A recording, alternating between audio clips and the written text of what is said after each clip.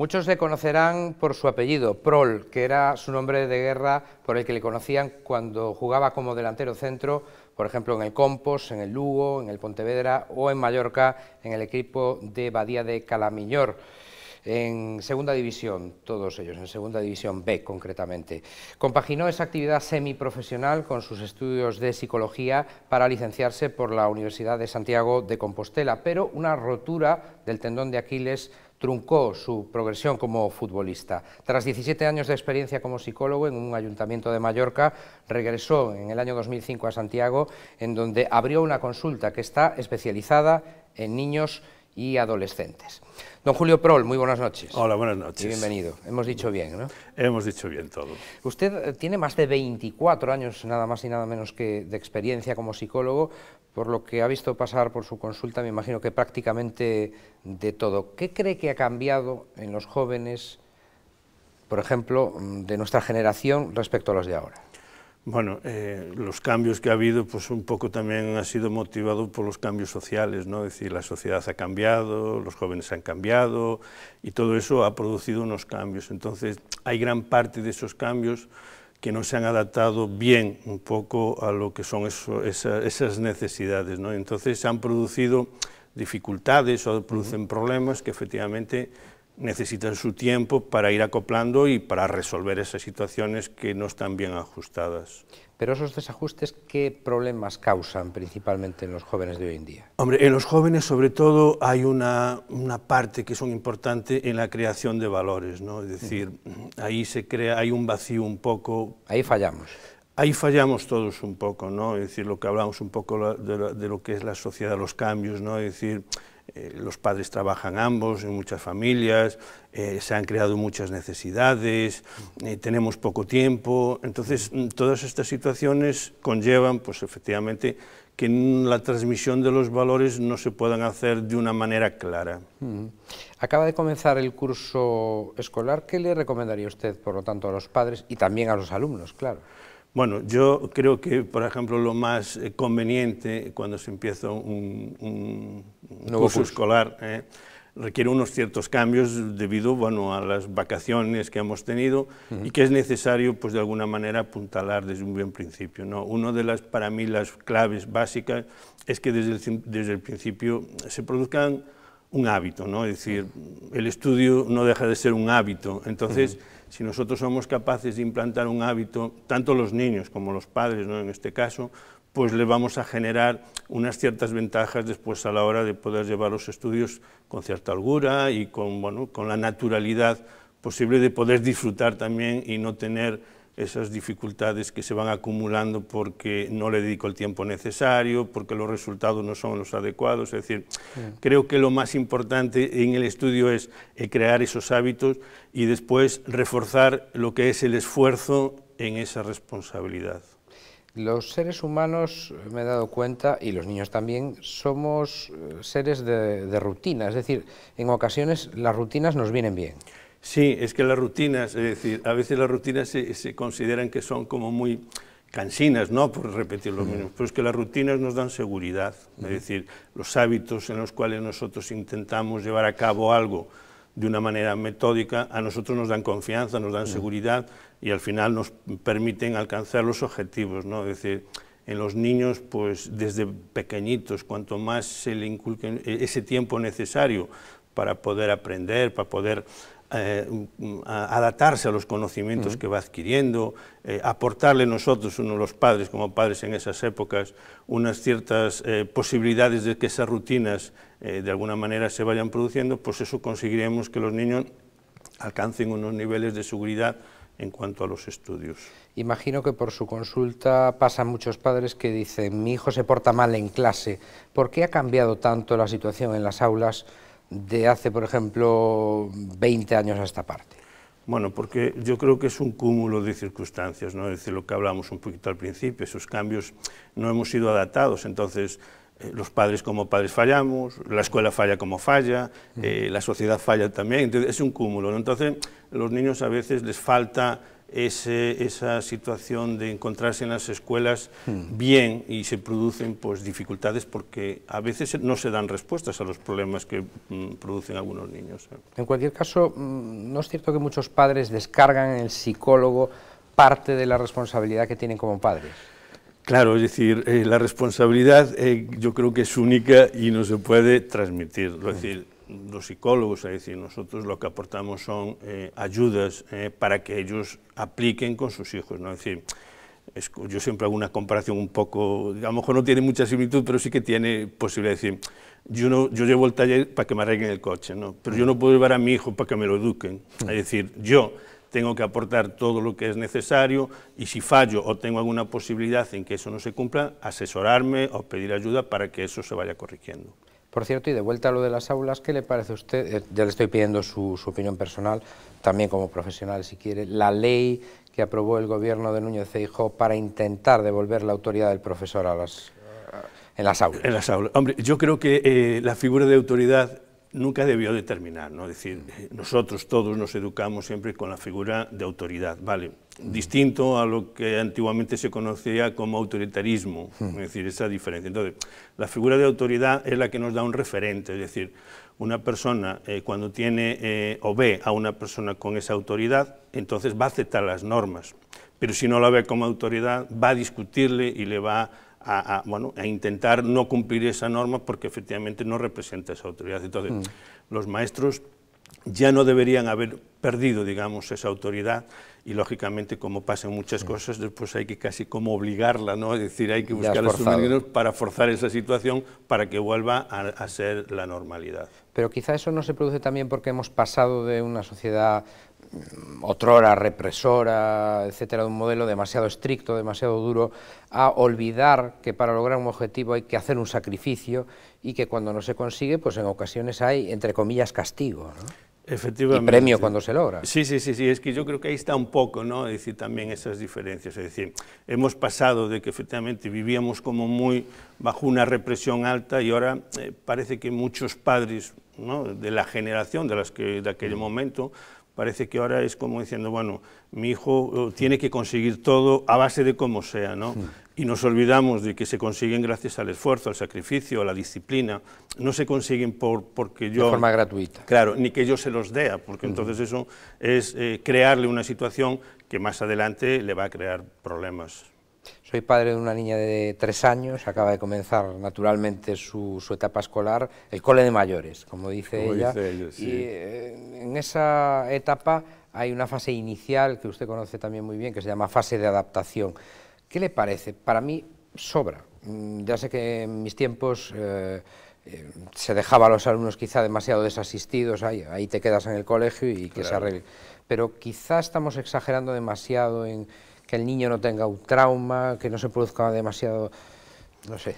Sí, es decir, a veces andamos con demasiado miedo y temor, ¿no? Y a veces esa cierta inseguridad pues nos acaba provocando otro tipo de problemas, ¿no? Es decir, la adaptación a la escuela yo creo que tiene que darse, ¿no? Es decir, los niños, sobre todo en edades pequeñas, manejan con mucha seguridad lo que se llama la figura de apego, es decir, es aquella que le da seguridad, que le da confianza. Entonces, al principio, cuando se separan de ella, esa sensación de inseguridad te provoca un malestar que efectivamente no te permite pues, desarrollar otros tipos de habilidades. Entonces, la adaptación simplemente es un proceso de adaptación, de pérdida de ese apego, de que los niños cuando quedan en la escuela saben que efectivamente se quedan allí porque los padres los han dejado, que los padres vuelven a recogerlos, es decir, toda una serie de cosas que los niños tienen que ir valorando y viviendo, ¿me entiendes?, esas situaciones. Por eso, romper esa figura de apego, necesita esa pequeña adaptación. También depende de los niños, hay niños que, por ejemplo, pues las situaciones familiares, que están en una casa, están en el otro, pues aprenden más rápidamente, digamos, a manejar esa figura, esa rotura con la figura de apego, ¿no? Pero hay otros que han estado pues demasiado apegados y les cuesta mucho trabajo. Bien, pues aceptamos la fase de adaptación para combatir ese desapego y en determinadas situaciones, como decía usted. En cualquier caso, me confieso contrario a la teoría popular del trauma constante. Cuidado que el niño se cae, vamos a poner una alfombra roja y claro, el niño cuando sale de la alfombra y se mete un batacazo, la caída es mucho mayor. Sí, es decir, yo muchas veces a los padres digo que los niños no son de cristal, es decir, que no se van a romper. Entonces, hay muchas situaciones en las cuales, por ejemplo, quitando aquellas situaciones de protección que son por seguridad, luego después el niño tiene que experimentar. Es decir, yo no puedo ir detrás del niño que no sufra un golpe, que no se caiga, porque tiene que aprender. Es decir, tiene que aprender no a sufrir, sino que tiene que aprender que es posible que si no lo hace bien o no ha hecho las cosas correctamente, puede caer y se puede hacer daño. Es decir, tiene que aprender, tiene que reconocer esas formas, porque es lo que le va a hacer vivir o sobrevivir después cuando yo no esté al lado de él, ¿no? Que es un poco este proceso. Sí, es cierto, y hablamos quizá de chavales un poco mayores, que la sociedad actual es mucho más compleja, más rápida, como decía usted al comienzo, y en ocasiones desquiciada incluso. Esa complejidad conlleva peligros para los menores que antes no existían, la delincuencia a través de la red, determinadas cuestiones a través de Internet, la adicción a los móviles.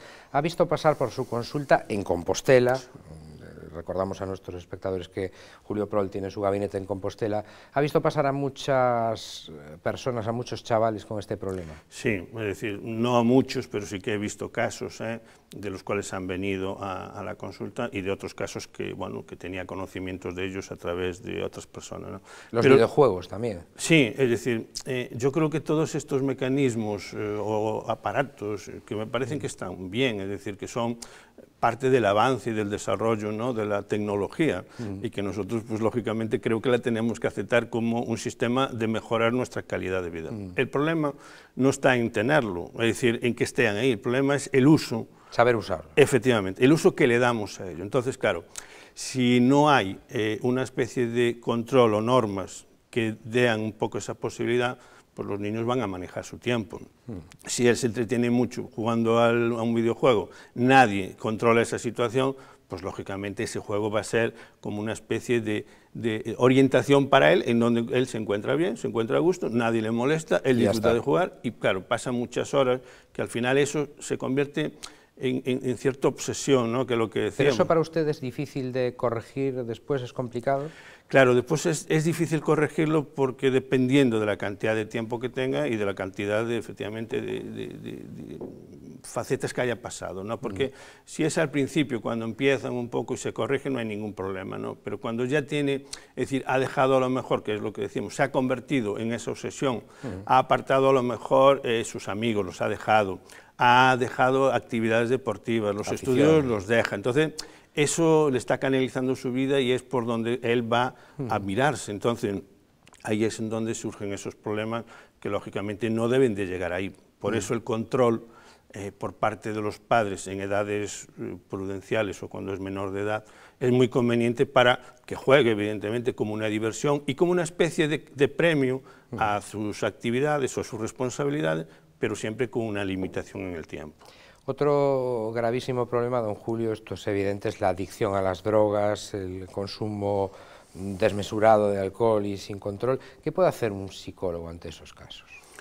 Hombre, en un caso de estos es complicado, depende también del nivel de adicción, ¿no? Porque claro, nosotros en consulta tenemos una persona, un chico, en unas horas determinadas, ¿no? Pero luego después de ese tiempo nosotros no tenemos ningún control de ello. Entonces, claro, aquí es lo que decíamos, que son los padres los que tienen que coger un poco, digamos, las riendas un poco de este problema y en colaboración con el psicólogo, en colaboración con el colegio, en colaboración con, bueno, aquellas personas que forman parte del entorno de esta persona, tratar de ayudarlo. Es decir, es en un principio, si la adicción, lo que decimos, es unos inicios, ¿no? Después, si la adicción ya es más profunda, pues a lo mejor ya tiene que tratar un programa terapéutico más intenso, en fin, eso es dependiendo de la gravedad un poco de ese tipo de adicción. Uno de los últimos fenómenos de moda, si podemos decirlo así, en relación con el consumo de alcohol, lo sabemos todos, es el llamado y dichoso botellón. El Concello de Santiago, por ejemplo, está intentando atajar la participación de menores en ese tipo de reuniones de jóvenes para consumir alcohol de forma masiva y muchas veces sin control, y también de consumo de drogas, identificando, deteniendo si es menester y a los menores y multando a los padres de los menores. ¿Qué le parece? Toda vez que el Concello ha anunciado que lo va a complementar con acciones educativas y ofrecer alternativas de ocio, claro. Yo creo que eso es un poco, ¿no? Es decir, yo creo que es la combinación de varias medidas, ¿no? Porque simplemente las medidas punitivas lo que dicen son a lo mejor momentáneas, ¿no? Porque ¿Pero tiene que haberlas según su criterio o no? yo creo que tiene que haber de todas las medidas, claro, porque habrá varias, es decir, los integrantes de esos grupos también serán en distintos niveles, entonces dependerá un poco, ¿no? Lo que yo sí estoy de acuerdo es que tiene que haber una intervención porque, lógicamente, se está produciendo un hecho que es un consumo excesivo de alcohol, porque los datos lo dicen, de los comas etílicos, gente que va al hospital, entonces tiene que haber una intervención, es decir, girar para el otro lado, mirar, darle la vuelta al problema, no lo vamos a solucionar, y tampoco puede ser un lugar donde se generen problemas sociales, porque efectivamente ahí se pueden dar otro tipo de problemas, como puede ser la adicción al alcohol, es decir, personas que sufran, aparte de enfermedades motivadas por el alcohol, pues otro tipo de situaciones, ¿no? Más la violencia, destrozos de mobiliario urbano, etcétera, etcétera. Claro, aparte de todo eso, es decir, entonces, yo estoy de acuerdo que los jóvenes se tienen que reunir y tienen que tener espacios para reunirse, lógicamente, pero tiene que ser de una manera controlada, es decir, no se puede mantener un grupo enorme de chicos jóvenes, muchos de los cuales no tienen ni la mayoría de edad, que se junten a través de unas botellas o del alcohol, ¿vale?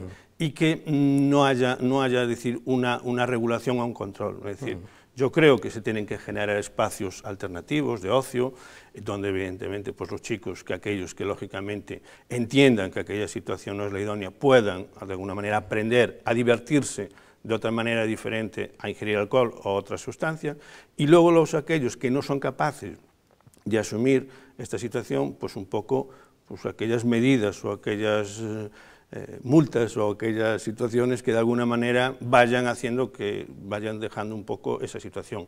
Pero ojo, yo lo de la multitud descontrolada, ni para el botellón ni para nada, ¿no? Debe de tener. Si por encima lo que decimos hay alcohol por el medio, una droga que es adictiva, es decir, y que los jóvenes están allí creando esa situación, no. Y luego después, claro, habrá gente o jóvenes que efectivamente no se puede criminalizar a todos, ¿no? Porque lógicamente no, pero sí que hay aquellos que destrozan el mobiliario, que impiden descansar a los vecinos, y todo eso pues se tiene que regular. Desde luego el nombre de esas reuniones lo dice todo botellón, el principal objetivo es beber. Efectivamente. Entonces... Recientemente además hemos leído en la prensa gallega que uno de esos padres multado dice que pasa del menor, evidentemente no va a pasar de la sanción ni va a poder pasar legalmente porque precisamente es menor de edad, pero dice que pasa de su hijo.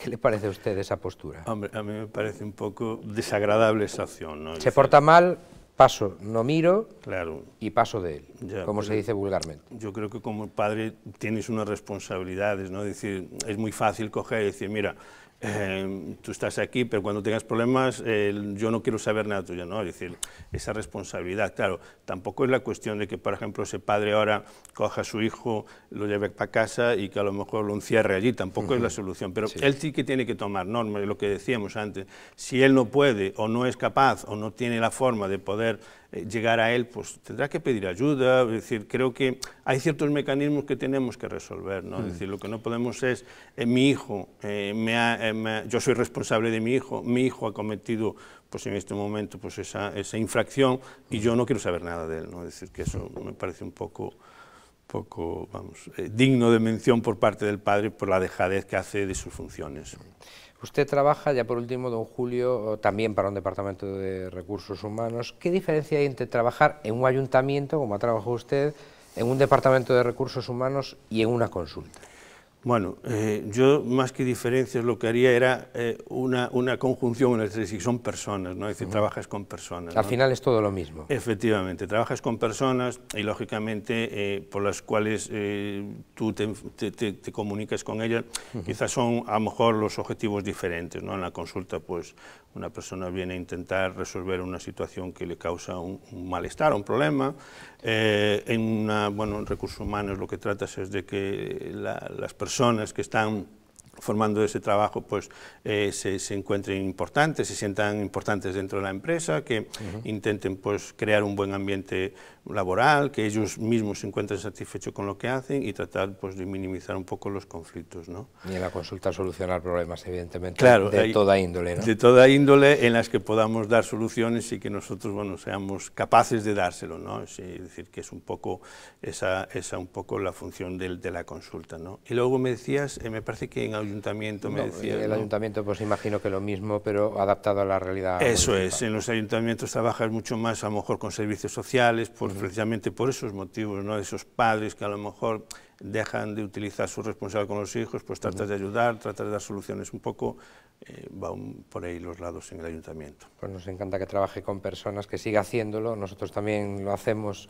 todas las noches. Don Julio Prol Bao, gracias por haber estado con nosotros y hasta una próxima ocasión. Buenas noches. Gracias a vosotros. Y ustedes ya saben, de lunes a jueves, a eso de las 10 menos 10, 9 Acción en Popular Televisión Galicia. Buenas noches.